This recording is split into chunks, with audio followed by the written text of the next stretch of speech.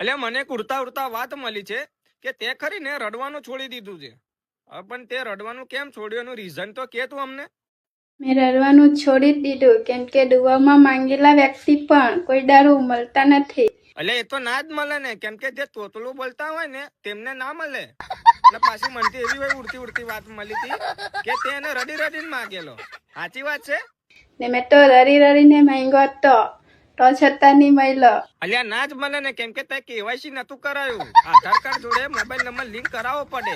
એ તે નહીં કરાયું એટલે તને નહીં મળ્યો. કદાચ તે જો કેવાયસી લિંક કરાયું હોત ને, આધાર કાર્ડ જોડે મોબાઈલ નંબર લિંક કરાયો હોત ને, તો તારામાં ટેક્સ મેસેજ પડતો કે તને મળ્યો કે બીજાને મળ્યો. પણ તે મૂર્ખોમી કરી નાખી. કશો વાંધો નહીં, તમારા ગામમાં જો પેલો પંચાયત ઓફિસ હોય ને તો તોકણ પેલી તલાટી બે ને છે ને તંગડી પેલા આધાર કાર્ડ અપડેટ વાળા આવે છે. ખાલી 100 રૂપિયા લેશે લિંક કરાવવાના.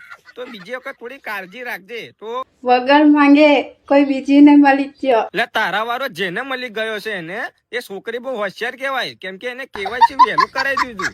એટલે સરકારી કોમમાં બહુ લહાડ્યું નહીં કહેવાનું, થોડું હોશિયાર રહેવાનું, આંખો ખુલ્લી રાખીને બધું કામ કરાવી આવવાનું. અને તારી ભૂલના કારણે જ તને નહીં મળ્યો, કેમ કે તે કેવાયસી નતું કરાયું ને એટલે એ બીજી ના મળી ગયો.